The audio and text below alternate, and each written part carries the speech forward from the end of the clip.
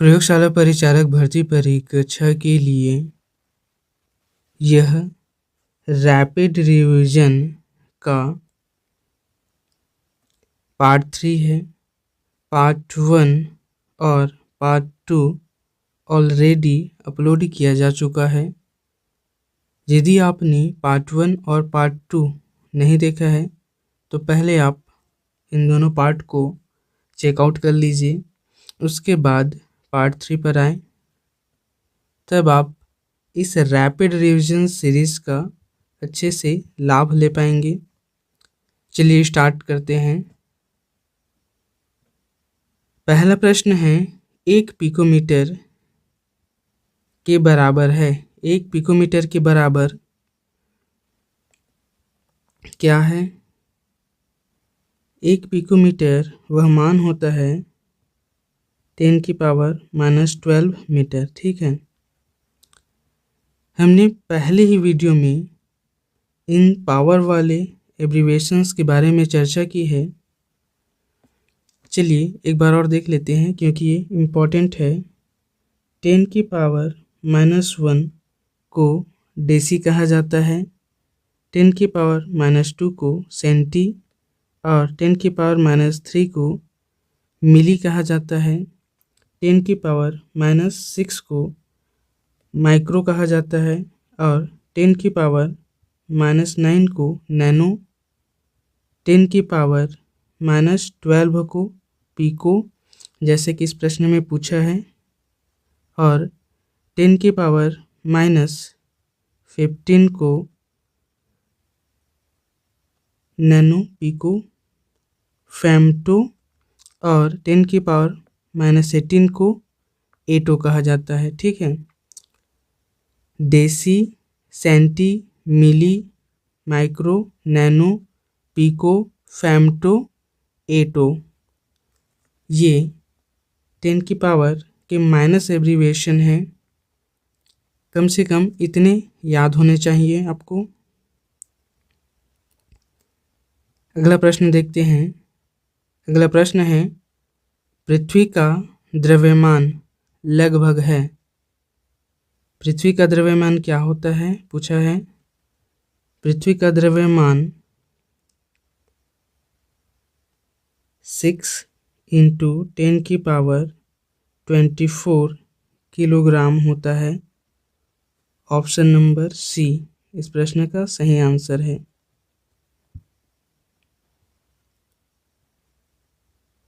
अगला प्रश्न, ओडोमीटर का उपयोग किया जाता है मापने के लिए। ओडोमीटर का प्रयोग क्या मापने के लिए किया जाता है? ओडोमीटर का प्रयोग दूरी के मापन के लिए किया जाता है। Option A. हमारे घर जो मोटर व्हीकल है, ठीक है, मोटरसाइकिल हो गया, कार हो गया, ठीक है, इसमें जो दूरी मापने के लिए मीटर लगा है वह ओडोमीटर ही है। ठीक है, यह टायर द्वारा, ठीक है, वृत्त लगाया गया वृत्त अर्थात चक्कर से दूरी को मापता है। ठीक है, डिस्टेंस को मापता है टायर द्वारा। टायर ऐसे घूमता है, ये उसको रीड करता है ओडोमीटर। ठीक है, और इस तरह ये दूरी को मापने का कार्य करता है। ठीक है, ऐसे टायर घूमता है, ठीक है, जब टायर चलने पर तो यह इस घूमे गए, ठीक है, वृत्त को लंबाई में कन्वर्ट कर मापता है दूरी को ओडोमीटर।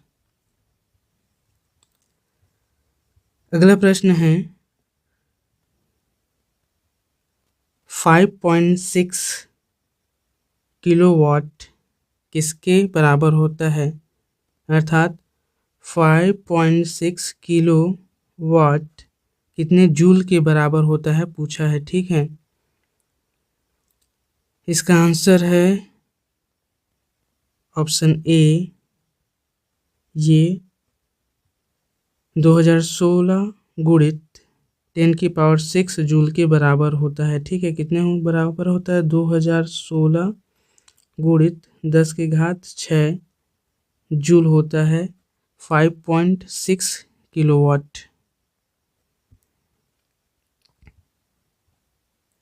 अगला प्रश्न, कौन सी भौतिक मात्राओं की कोई इकाई नहीं है? ठीक है।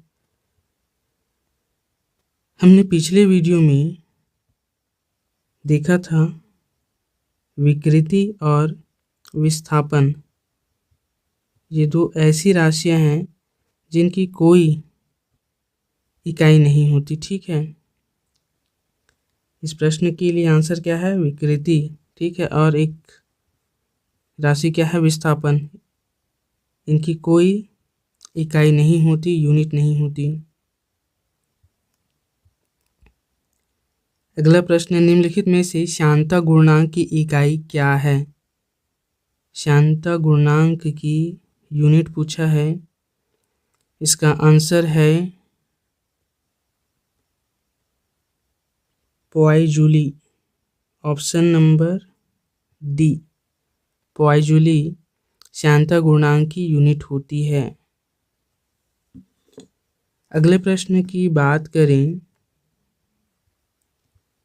तो अगला प्रश्न है, विद्युत क्षेत्र की एसआई इकाई है। विद्युत क्षेत्र की एसआई इकाई क्या होती है? न्यूटन प्रति कूलाम। ठीक है,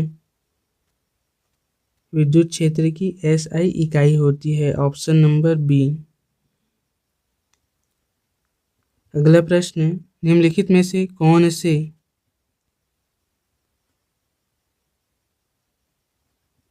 क्या प्रश्न थोड़ा सा मिसप्रिंट हो गया है। ये प्रश्न इस तरह है, निम्नलिखित में से कौन से युग्म की इकाई समान है? ठीक है, कौन से युग्म की इकाई यूनिट समान है पूछा है। ठीक है, समान है, ये है क्वेश्चन। अगर हम ऑप्शंस की बात करें तो कार्य और ऊर्जा की समान इकाई होती है। ठीक है, कार्य और ऊर्जा को किससे मापते हैं? हम जूल से मापते हैं। ठीक है, इस तरह इस प्रश्न का आंसर ऑप्शन ए होगा, कार्य और ऊर्जा की इकाई समान होती है। अगला प्रश्न है, एम्पियर घंटा मात्रक है। एम्पियर प्रति घंटा किसकी मात्रक है? ये है प्रश्न। ठीक है, ये यहाँ पर एम्पियर प्रति घंटा है। ठीक है, इसका आंसर है विद्युत की मात्रा की, ये क्या है? मात्रक है। एम्पियर कहीं भी आएगा तो आप समझ लेना यह विद्युत का मात्रक है, इलेक्ट्रिसिटी का मात्रक है। ठीक है, ऑप्शन ए इसका सही आंसर है। विद्युत विभव की एसआई इकाई। विद्युत विभव की एसआई इकाई पूछा है। विद्युत विभव को हम वोल्ट से मापते हैं। ऑप्शन बी इस प्रश्न का सही आंसर है। अगला प्रश्न है, आवेग का एसआई मात्रक।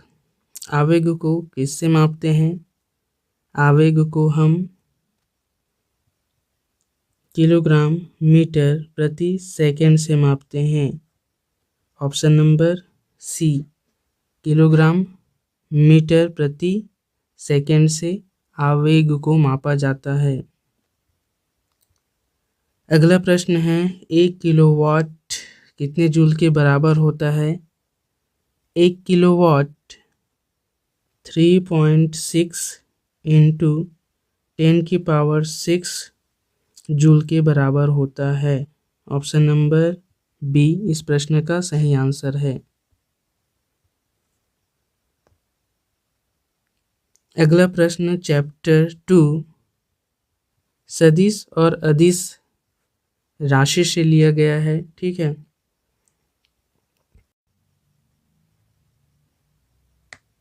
दो वेक्टर जिनका मान अलग है। दो सदिश जिनका मान अलग है, उसके लिए कौन से ऑप्शन के कथन सही हैं बताना है। ठीक है, इनकी दिशा अलग होगी। वेक्टर के लिए पूछा है, सदिश के लिए पूछा है। सदिश के क्या है खास बात है इसमें? दिशा। ठीक है, दिशा डायरेक्शन होगी। और इसका परिणाम या परिणामी कभी शून्य नहीं हो सकता। ठीक है, ये दो क्वालिटीज़ है किसकी, सदिश की, दिशा भी होगी और इसका परिणाम कभी शून्य नहीं होगा। लेकिन हम अदिश की बात करें तो इसमें परिणाम तो होता है लेकिन दिशा नहीं होती अदिश में। ठीक है, दिशा नहीं होती लेकिन परिणाम होता है। ये सदिश और अदिश के बीच मेनली डिफरेंस है। प्रश्न पर आते हैं। प्रश्न क्या है, दो वेक्टर जिनका मान अलग है उसके लिए कौन से ऑप्शन सही है पूछा है। उनकी दिशा अलग होगी, उनका परिणामी शून्य होगा, उनका परिणामी शून्य नहीं हो सकता। ठीक है, या उनमें से कोई नहीं। उनकी दिशा अलग होगी, उनका परिणामी शून्य होगा, ये हटा दो, सदिश के बारे में पूछ रहा है तो उनका परिणामी शून्य नहीं हो सकता। हाँ, ये उनकी दिशा अलग अलग हो सकती है लेकिन उनका परिणामी शून्य नहीं हो सकता यदि सदिश के बारे में बोला जा रहा है। तो ये क्या हो जाएगा, आंसर हो जाएगा ऑप्शन सी। अगला प्रश्न क्या है, निम्नलिखित में कौन सी वेक्टर राशि है, सदिश राशि है पूछा गया है। इसका आंसर है बल। बल एक क्या है, सदिश राशि है।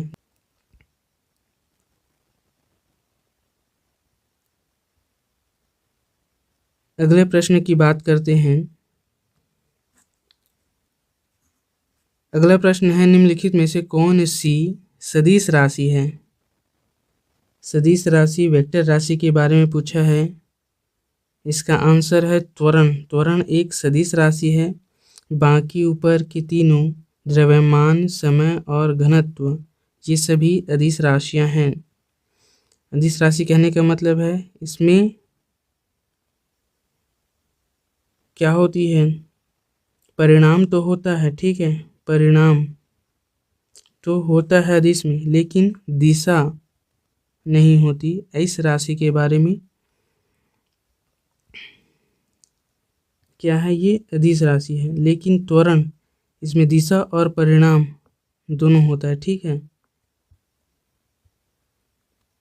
अगला प्रश्न है, सदिश राशि है, सदिश राशि इसका आंसर क्या है, दाब। दाब एक सदिश राशि नहीं है।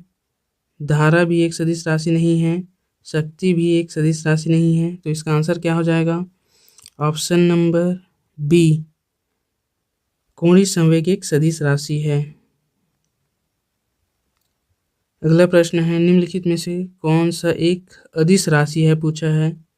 अदिश राशि जिसमें परिणाम तो होगा लेकिन दिशा नहीं होगी। इसका आंसर है ऑप्शन डी, द्रव्यमान एक अदिश राशि है। बाकी ऊपर के सभी सदिश राशियां हैं। अगला प्रश्न है, अदिश राशि, फिर से अदिश राशि पूछा है। अदिश राशि कौन सा है, ऊर्जा एक क्या है, ऊर्जा एक अदिश राशि है, ऑप्शन ए। ठीक है, अगला प्रश्न, अदिश एक प्रमात्रा है जिसमें परिणाम होता है। ठीक है, लेकिन क्या नहीं होती, लेकिन इसमें दिशा नहीं होती। ठीक है, ऑप्शन सी इस प्रश्न का सही आंसर है। अगला प्रश्न है, निम्नलिखित में से कौन सा एक व्युत्पन्न परिणाम नहीं है। व्युत्पन्न परिणाम नहीं है पूछा गया है। दिए गए ऑप्शन है घनत्व, द्रव्यमान, आयतन, चाल। व्युत्पन्न परिणाम क्या नहीं है, द्रव्यमान एक व्युत्पन्न परिणाम नहीं है। ठीक है, व्युत्पन्न परिणाम के बारे में पूछा है। इसका मतलब है क्या, जिसे उत्पन्न किया गया है, बनाया गया है। ठीक है, इस संदर्भ में बात हो रहा है, व्युत्पन्न परिणाम नहीं है। ठीक है, द्रव्यमान किसी ऑब्जेक्ट के द्रव्यमान को बनाया नहीं जा सकता, ठीक है। द्रव्यमान एक कैसा राशि है? अदिश राशि है।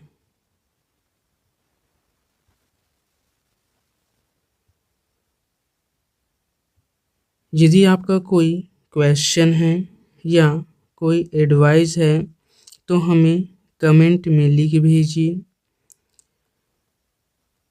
चैनल को सब्सक्राइब कर बेल आइकन को ऑन कर लीजिए ताकि आपको न्यू वीडियो का नोटिफिकेशन मिल सके। साथ ही साथ वीडियो को लाइक और शेयर करें। मिलते हैं अगले वीडियो में। Have a great day.